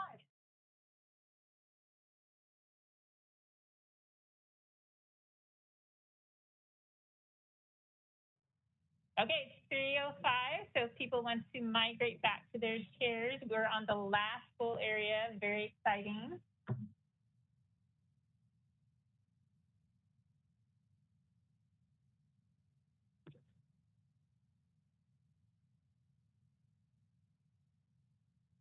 Last full area is outreach and communication. For those of you that want to refer to the materials, it's pages 29 to 30. And then for overall effectiveness rating, oh, okay. So this one, a little bit bigger gap of people talking about the effectiveness, so not quite as effective in this area. We'll take a look at the summary, what people thought could use some improvement, and I'll give you a moment to read that list.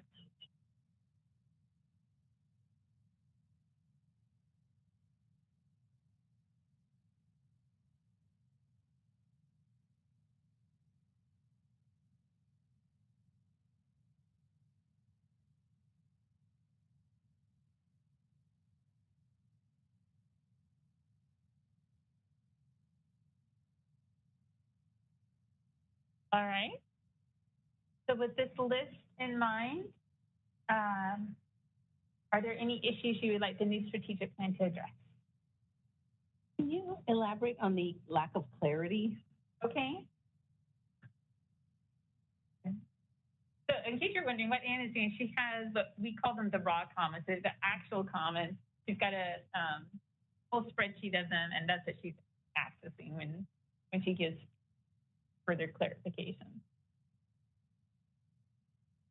There were people that talked about the website. It seems to be a task to find information or meeting minutes, a summary of proposed changes written in plain English instead of legalese. Needs to be clear and relevant. Get cryptic messages about meetings, but no follow-up as to what was discussed, future legislation, etc. Updates aren't fully screened in emails. Simple publications and a newsletter summarize board activities. Horribly confusing emails when new laws are proposed. I think just, yeah. Okay. Thank you. Mm-hmm.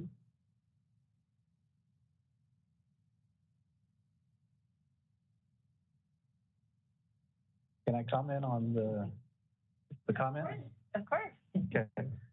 First thing, been definitely aware of not enough outreach performed. we've been trying to emphasize to boost up our outreach for years. For a while, outreach within state service was not approved. And so for a number of years, we couldn't get any additional resources to do it. Currently, staff is working to obtain additional people to help with the outreach. I have specific goals for outreach to a huge hole that I would like to fulfill is having outreach to all the educational programs. One big gap that we have is, and have been informed of several times, is the graduating students aren't aware specifically of the licensure process and the requirements.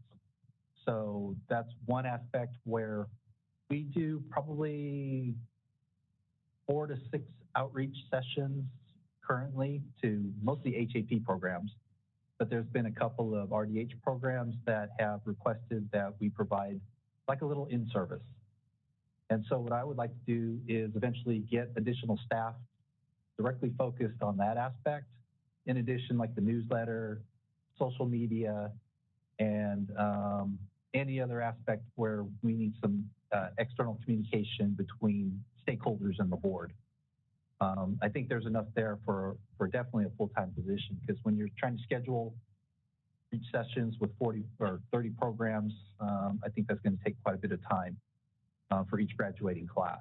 And some schools have multiple graduating classes per year. So it's something where I think that's very warranted. It'll help to ease a lot of the questions that students have in regards to the licensure process. And so I want to streamline that as best as I can. And that checks off one of my to-dos on this. Can I comment on that? Or, okay. Yeah. No, go ahead. So the educational programs just don't consider this as something that they should even like mention to their students, like, or do some do better than others? I'm not in a profession that requires a license or CE. Mm-hmm. I'm just thinking, like, if I'm in a program, I kind of expect them to tell me what the next step is, at least at a minimum level. So do they do that? The information that I've received is that they do. Okay. They do provide that, and obviously between the number of schools that we have, some do it a lot better than others, but there's no way to measure that, of course. But at the same time, you know, it's something where I think with a representative from the board to be there available for questions that maybe their faculty who are teaching that can't answer. Mm. A lot of the questions that come up is, you know, if somebody has a criminal history, will that hinder them from licensure? Obviously, the faculty can do their best guess, but we have a different response than what faculty would provide. So that's why I think it's very important for us to reach out that helping hand to the graduating students, give them some information directly. So my question was like, what is a low hanging fruit or an opportunity here? And I think it could be cumbersome to go to every school, and again, it ties to staff, budget, all that. So could we do like a recording or something and have us frequently ask FAQs, which could be a starting point? And if somebody has more questions, because criminal history could be for some specific scenarios, and they could reach out for those specific scenarios. So could we start with some kind of a outreach with a video, which could be shown in the classroom by a faculty? Yeah, most definitely. Yeah, so that was one. And then DCA has a really good communications group that can arrange things like that, and they have in the past. And then is an opportunity to collaborate for outreach with other boards. So it's not like Dental Hygiene Board has to do an outreach, but if other boards also are having a similar challenge, is there an opportunity to collaborate outreach? Yeah, what we would like to do is open discussions with other boards and programs as well, because they have job fairs, health fairs, and things like that as well that we could be a part of. And you know, honestly, the only reason why we haven't been able to focus on outreach as much as I would like is the lack of resources. Now that we have adequate program staff to do the basics of what we need done, unfortunately, outreach is kind of that peripheral kind of thing where you do it as needed. But I find it very important. So it's something that we'll start focusing on. One of the, if I can emphasize on one of the things about students, graduating students, they do know the schools teaches them what to do and what to pull after when they're graduating. And the courses we take thereafter every 2 years reinforces it. It says, if you have 2 years, this is the units you have to take, this is the things to maintain your license. So it's kind of cumbersome to think that they don't have that much awareness because it's part of it. I think they're talking. I think they're talking about the students who are getting ready to graduate, like how to do their. Yeah, they do know. They teach us that. I mean, that is taught to school. They say you have to go through this process. You have to apply. We even do marketing thing about going to, well, not BREEZE program, but back then was in BREEZE. So that's what kind of confusing that they don't know that. Well, the thing is, You just need it reinforced. yeah, and the thing is too, what program directors have commented to me is faculty definitely teach it, but you know, somebody has to listen for them to absorb the material, and that's where maybe the disconnect is.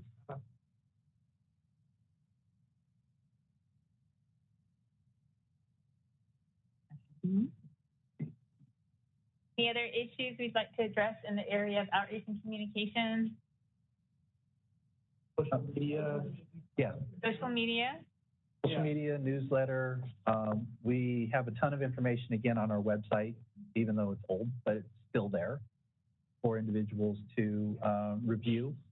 And it's pretty straightforward. I mean, you get on our website, this applicants tab right up top, and click that open, it says how to become licensed, and then that'll open it up to all the information you need. But we want to streamline that process even a little bit further. Okay. So the why address it could be streamlined. It could be streamlined more. Maybe even put the buttons just on in big bold colors right on the home page. That way they click on that, it opens up. And then the desired outcome. Graduating students are informed on the licensure process. Okay. Is this part of number one? Graduating students only, or did you want to start a new one for? Or we can put. I saw it as new. Okay. Yeah. Okay. So maybe not targeting just the graduating students. Yeah, it could be anybody interested in licensing, dental hygiene licensing. Or the programs, right? The programs too. All inclusive. Yeah. Mm-hmm.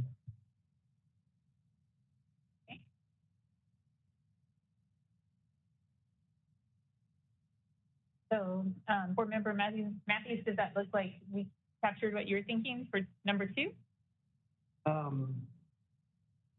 Yeah, I think streamlined website is one element of the 3 pieces. Okay. I think, I don't know if we need to create social media handles for the program, or if we have them already, they need to be revived. Okay. And then the newsletter would need to be yes. Okay.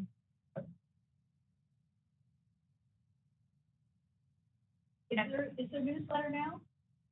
Coming. Okay. Well, we've got tons of ideas already because we've been making notes for ideas for the newsletter throughout this. So. Oh, wonderful. Yeah. So. Yeah, it was discontinued. I think the last one we put out was 2017. Yeah. I have to think of a fun name for it. I know the podiatrist, theirs is called Footnotes, and I just love that. So, yeah. So. Gotta have that in there. Yeah, get your creative juices flowing for that one. All right. Any other issues you'd like to address in outreach and communications? The last one is enhanced communication with interested stakeholders. Okay. That includes associations, exam administrators, Commission on Dental Accreditation. Okay. All just interested stakeholders in general. Okay. Can't forget HCI as well. Right. So the why I address it is just because you'd like to enhance it. Yeah, it opens communication channels, so that way, like there's one entity, one department that I was involved in with one of their council meetings, and they're heavily looking into one of our licensure categories to hopefully enhance it for underserved areas. The caveat is if monies are available. So what would be a good way to go about this, enhancing communication? A lot of that will be on me to reach out to those entities. Okay, so just reach out to the different entities. Mm-hmm. Okay. Reach out and maintain open dialogue. Okay. Reach out and maintain open dialogue.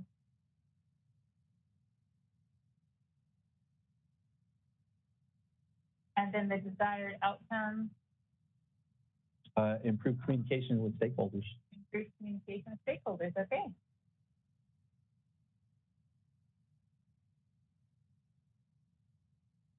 Because I would hope that that communication channel is two ways. Yes. They would let us know if something's coming down the pipe. It's like HCI, if funding is available, they do have scholarships available for some entities. And right now they're just looking into dental hygiene. So I know there's no monies there yet, but that would be kind of nice if qualified students, maybe in underserved areas, could apply for that, help them financially.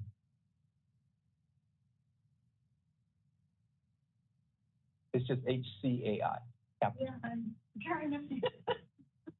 There we go. There we go. Great. All right. Justin, I shortened my list, so that's all of them I have. Okay. Big card for you.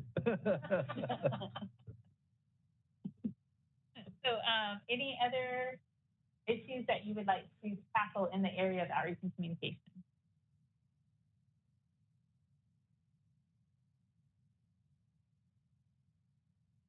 And 3 is perfectly acceptable because so if you want to keep it at 3, that's fine. Okay, great. In that case, I'll ask, is there any public comment in the room? Okay, seeing none, moderator, can you please check for public comment?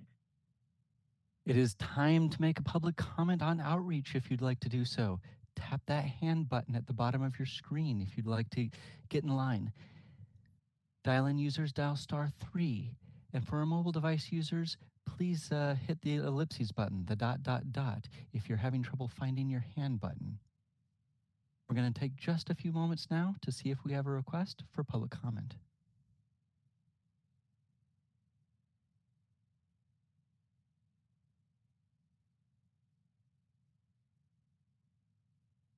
Seeing no request for public comment, do you wish to continue? Yes, thank you, moderator. Tricia, there's actually one more. Oh, okay. Add staff. Oh, okay. So we have one more objective. And the issues for staff for outreach. It wasn't up there.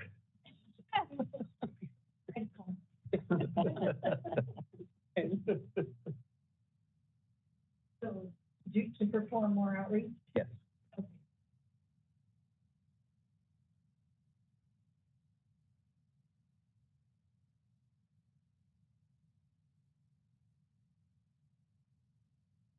You want to say dedicated staff members or? Sure. Okay.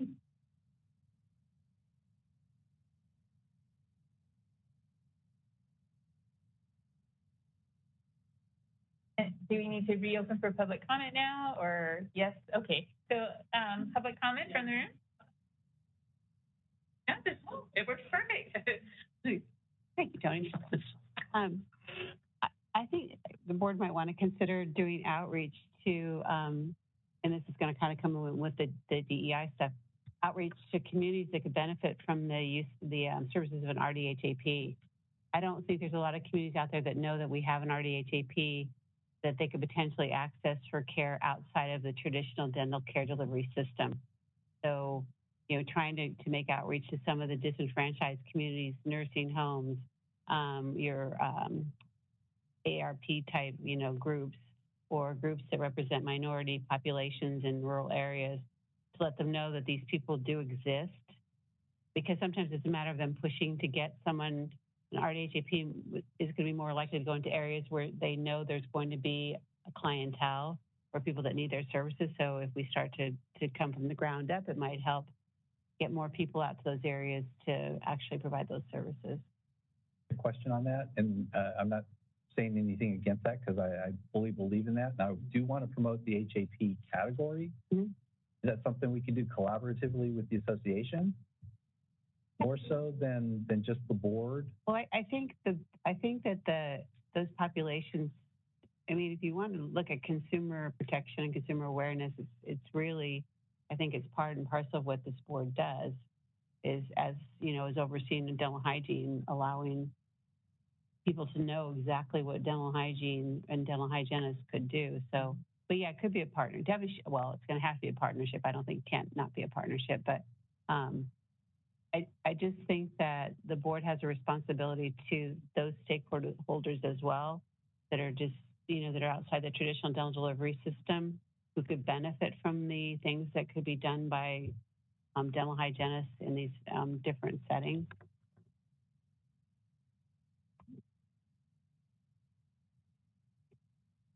You might want to come. Oh, well. I was wondering, you know, with being in licensing, having some kind of outreach with the program directors. I don't know if we're meeting with them individually or collectively. I would suggest like having like a yearly meeting, having all the program directors on a Zoom call or something to that effect, where we can collaborate with what are their issues with, you know, once their students graduate, what are some of the questions so that we can provide that information and all of the program directors are collaborating with on one accord versus this person over here and this person.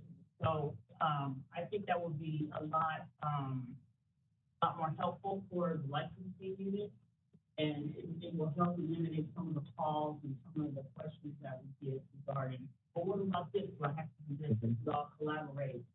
And did you read my notes or something? Because I actually had that on there as part of this outreach. But once we get the staff, what I was thinking is having maybe a north, middle, and south kind of a town hall.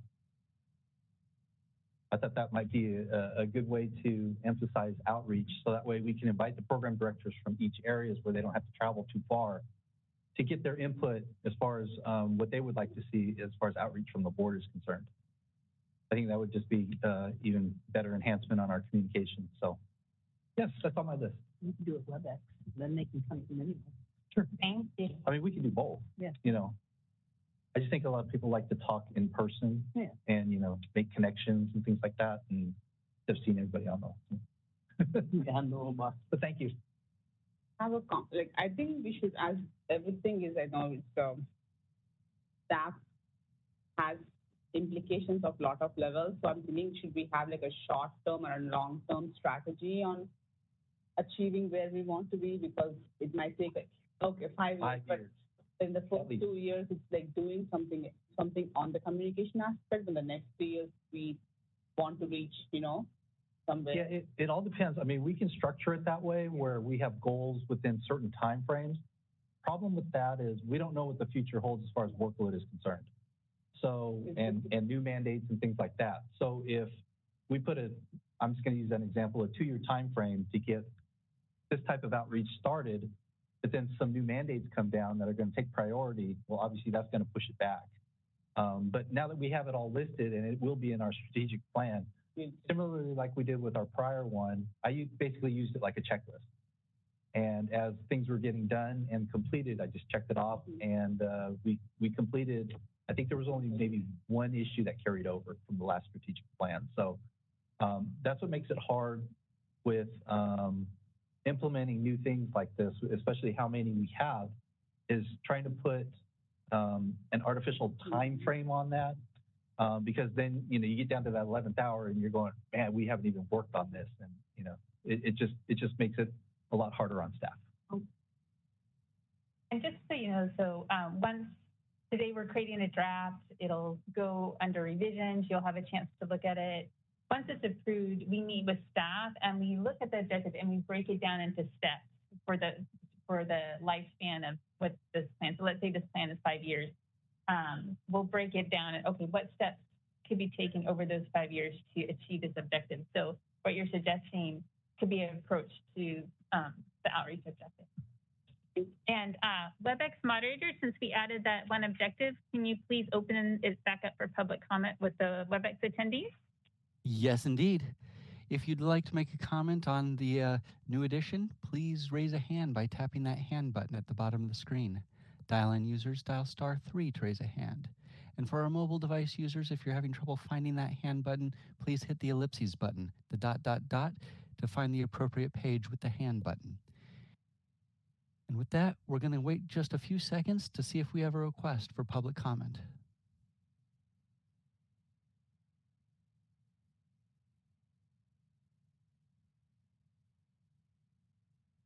Seeing no request for public comment, do you wish to continue?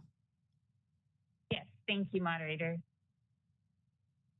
All right. Chris, just before, Tony, what Joanne brought up about the rural communities being aware of the HAP,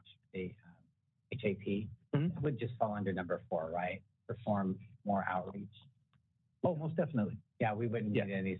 That's what I thought, but I just wanted, before we moved on, I just wanted to. No, especially, and you don't see my notes, but I put down that for this strategic plan, I would like to emphasize more on the HAPs. I don't personally think that the RDHs have any major issues, let's just say, because, they graduate, they find their jobs, and they're working and everything's functioning, I think, like a pretty good engine. But the HAPs, to provide their services in these underserved areas, a lot of people still don't know about them. They're only recognized in California. And I find that a need for the board to help promote it, get the word out on there. Do you have one more comment? I just have one question for the board. Are you okay for a 5-year plan? Is that a reasonable timeline? What would you know? We're actually reading our minds now because that's our next slide. Anna's total left the number of objectives. You have 28. And so given that, you have 28 objectives. How long do you think it would take? Okay, make that 10. I'm sorry. I know one program say forever. Yes. I didn't realize we had that many objectives.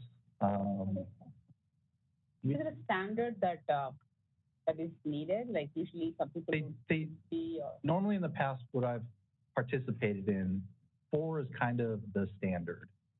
But with this many objectives and the time frame it's going to take to get some of the stuff done with regulations, possibly legislation, changing laws and things like that, obtaining positions, with that many and not realizing before, can I ask for 6 if that's reasonable? I was going to say 7 to 8 because that's in the middle of. Oh, I'm glad somebody else proposed that. Thank you. I was going to say 7. Lucky 7. Lucky number 7. Yeah, and to some extent, some boards like to align this with their sunset process. So I don't know when your next sunset is. Last year, we're done. Yeah. 2027 is our next sunset. So at that point in time, what we could do, if it becomes a 7-year plan, we can provide an update for that sunset review. So that way you can see how much progress we've made on the 28 objectives. Yeah, it's a little longer than most that I've seen. You said you've seen 6? Yeah, I think 6. I haven't seen beyond that. I'm not saying you can't do beyond that, but 6 is the highest. Are these going to get stale? Are you going to have pressure and more issues? The aspect that I was looking at was just the time it takes to get possibly the law changed, staffing requests, and things like that, because each of those takes, as you know, probably at least 2 years. So with that, in order to start to implement some of these objectives in there, we would have the resources in place to now fully start working on them. So you minus out the 2 years roughly, and even staggering those 2 years within that 7 years, then you're looking at to realistically start working on this maybe 5 solid years to get this all done. But I'm okay. I mean, if you've only seen like max 6, I was asking for 5, so Great. it's up to the board. Would someone provide pushback at some level if we said 7? Who would provide pushback? I was in the back of my mind curious about whether DCA exec would advise to bring it in a little. Because I mean, we could try for 7, and if they push back to 6, then fine. You think you had something?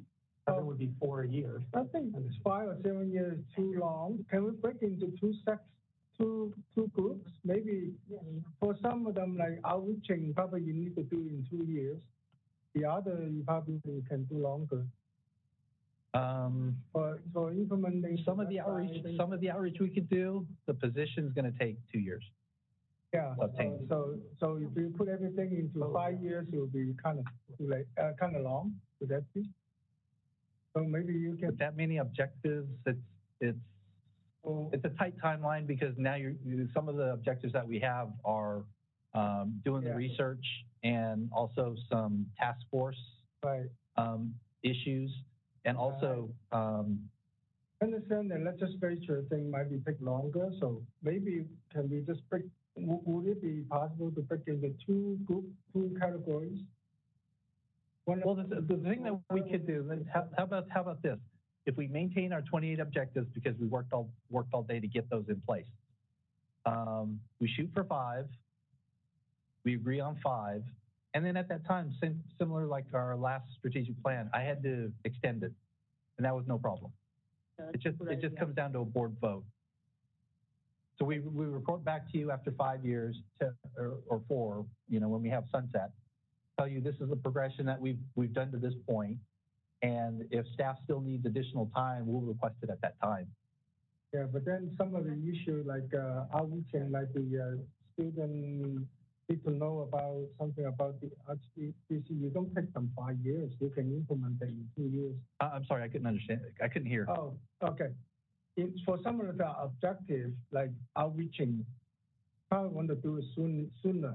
You don't want to do it like in 5 years. Oh, no. We'll prioritize. Yeah. We'll definitely prioritize. And the easier things like with the outreach, because we've done outreach in the past. It's just putting our current outreach, amplifying it.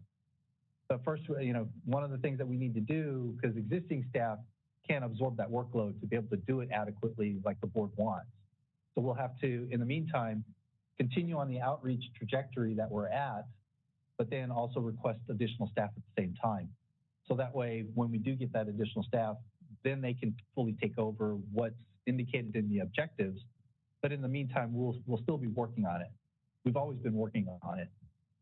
It's just, the resources just aren't there for existing staff to absorb that much outreach to do all at once.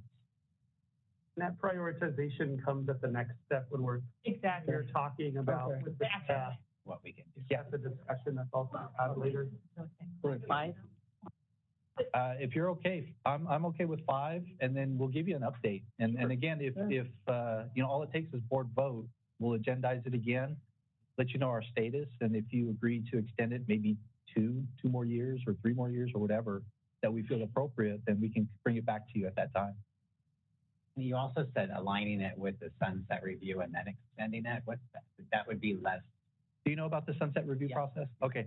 Basically what that is the next time we come up for sunset, we can incorporate an update into the report that tells you what our current status is with not make the deadline for this plan coincide with No, it would just be an update to see the status. I mean, it's up to the board to determine what our deadline is. And at that point, then staff would ask for, we fully completed all 28, which I think would be amazing. Yeah. Or, we say, well, we need 2 more years, and we would just ask the board for that extension. Mm-hmm. As a point of information, certainly in the action planning, we sort of go through with staff and we decide on an estimated completion date. So some of the easy stuff we might complete by the end of 25. That's great. We're done. Keep rolling with the other stuff. It doesn't mean we have to stretch everything out to take 5 years. Some of it will get done quicker. And then a note on the sunset review alignment. I've asked different boards because I thought as a new planner, it would be very obvious, you do your sunset and 6 months later, you do your planning, or you do your planning and 6 months later, like to use the plan as a tool to prep for sunset. Some EOs like to use the sunset and then with the direction they're given back from the legislature, incorporate that into a strategic plan. Mm-hmm. So everyone has sort of a rhythm of with their sunset that may or may not walk in lockstep, but each one can be used as a tool to help the others. So I just wanted to put that out there in case it seemed to work naturally, that's fine. But if you get your next sunset in 27, that's pretty soon. So I don't think we'd want to make this plan. Okay. Okay. And one example where the two work hand in hand was that our, not this past sunset, but the one before, the legislature was really questioning us about our CE audits. And because the statistics that we provided to them showed that we had a lull in performing CE audits. And so when we went for our hearing, you know, I told the committee, I said, we don't have the resources to do them at this point in time. So I would like to ask you for those resources. And guess what? In our sunset bill, that was built in. So we were able to obtain resources to do some of this strategic planning when we had that prior to the current one expiring. So they kind of go hand in hand. It helps out. And then you can also address in your strategic plan any questions that the legislature has. So like this past one, a lot of the questions that Carmen and I got was about military. And so that was a heavy emphasis last year for the legislature. And thankfully it was all addressed by, I'll just say a third entity, because they unveiled a military portal for anybody in the military to go through and do their processes. But that's some of the questions that we got in the sunset hearings last year. All right. DEI was a big part of that. Oh, yeah, yeah. And they actually brought up HAPs for underserved areas. They were asking how we're addressing that. It sounds like we're okay with 5 years for now. Okay, cool. So as we've mentioned, the next steps is strategic plan draft will be written up. It'll be sent to board staff to review, and then board members will get to review it. And once you have a version that you like, it'll be approved. Once it's approved, we'll schedule action planning with staff, and that is where we meet with the staff and they look at each objective and they break it down into what steps do we take to complete this objective. They assign target dates to those steps, they assign responsible parties, and then they come up with an overall success measure. How will they know they've completed this objective? So that'll be action planning. And then we're done. Thank you. Thank you everyone for your participation today. Thank you both. Appreciate everything. So thank you for attending the meeting. This meeting is now adjourned at 3:41 p.m.